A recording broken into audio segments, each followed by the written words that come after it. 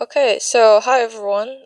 This video is a quick demo of how to import your model in the Unreal Engine and then also make it grabbable and interactable, and also enable physics of it. So first we go to the content jar. I have already imported a model called Flower, and yeah. So, but I would do it again. Let me delete this. And by the way, if you have an issue deleting something and let you do delete and then you can't see it deleted.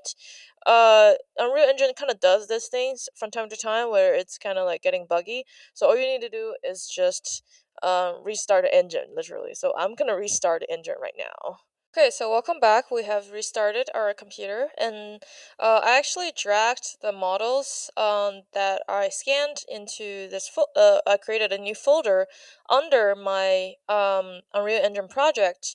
Under the content, created a folder called models, and then created a folder called FBX.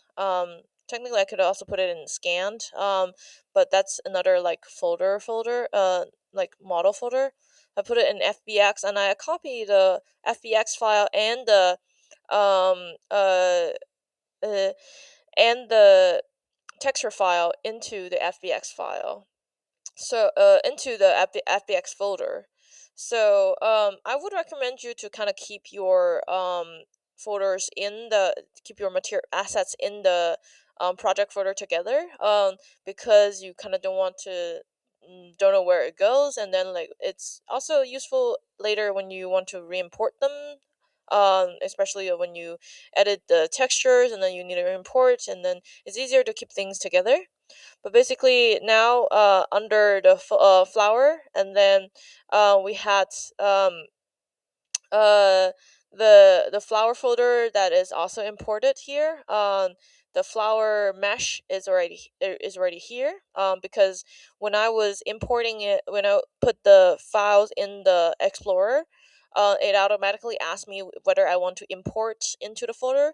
Even if you can't see it from the Explorer folder, they created Unreal folders for within the Unreal project. So this is the because I want to add subfolders. I check the options of importing subfolders. So basically, under static mesh, you can find your flower. Well, this is my 3D scanned mesh. I also treated it and also recolored it a little bit over here. And then I'm gonna do a couple things first. Right now, the center of it is kind of off.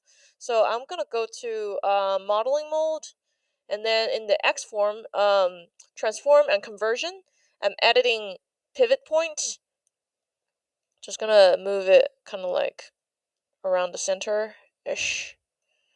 Okay. So that looks good. And then we can just hit accept. So we confirm that, and then we go back to the selection mode. Now we can just move it around. I also, and then I want to go to scaling mode, which you can also hit um, uh, shortcuts R. Let me make sure my keycaster is working, and then so you can hit R, and then hold the when you see every axis is turning yellow, that means you're scaling it proportionally for everything.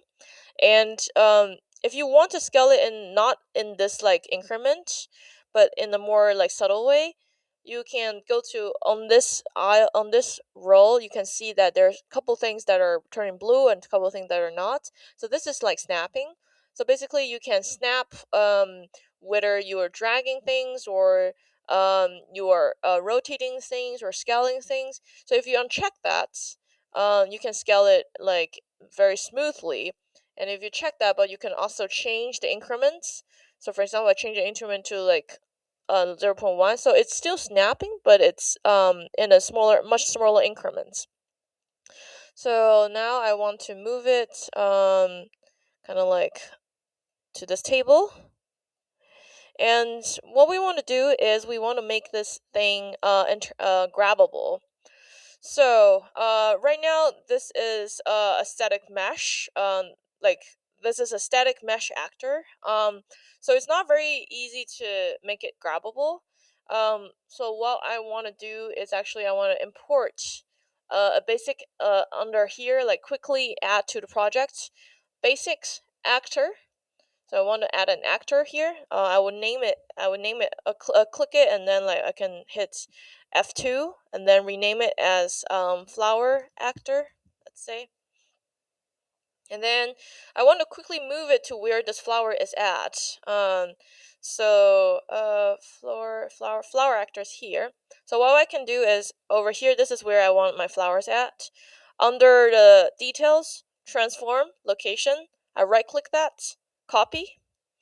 And then under the flower actor, over the location here, I also right click that, paste. So right now, the center of it is exactly aligned into the flower location. So now, I want to have the mesh of this to be under the floor, the flower actor here.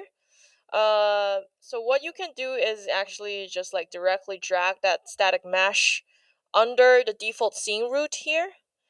It's gonna be pretty big, so you're gonna scale it again. Kind of, yeah, scale it to where it is now. So we don't need that original flower anymore, so I'm gonna delete it. Yeah, so now it's an actor. It's a flower. The flower mesh is under. It's an act as a component under this actor. So what actor means is usually something that's more interactable. And you can like regulate all kinds of movements and behaviors under it. So for example, these pistols or these grabbable items are all actors. The icon of it looks kind of different. Like it's a little ball you can see. So right now, this thing is not yet interactable. When you go into the VR, you can see it, but you can't grasp it.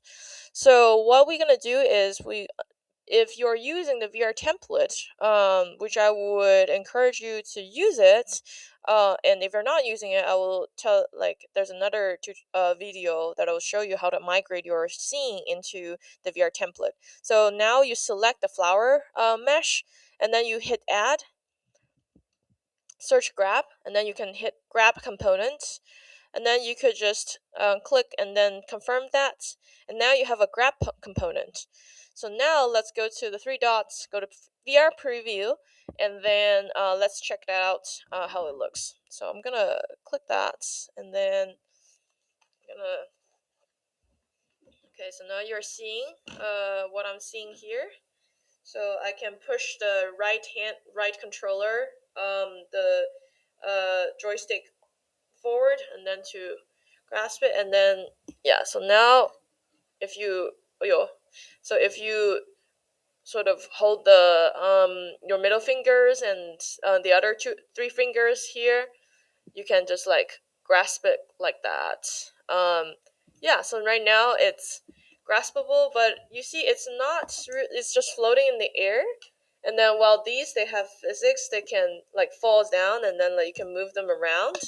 So what we want to do now is to give it a little bit of physics. So we can hit exit to exit the playtest. And now we're gonna give it a little physics here. So under this mesh here, can go to physics, check simulate physics, and then we can give it a mass if you want. So let's start with like 5 kilogram. It's like it will decide how far you can throw it, etc., and then how it can impact other objects. For example, the other ones, it seems like their physics is, well, 2.5. Okay, that's, yeah, I guess like this flower should probably be also like around that. And then there's some other things you can check, but I'm gonna keep it for now, and then let's play test it again. Oh my god, okay, yeah, it falls down immediately. Why is that? It's probably because this thing is, oh yeah, they're like overlapping each other, so like this object kind of like immediately hits the pistol. So now let's okay, now it's sitting over there, and then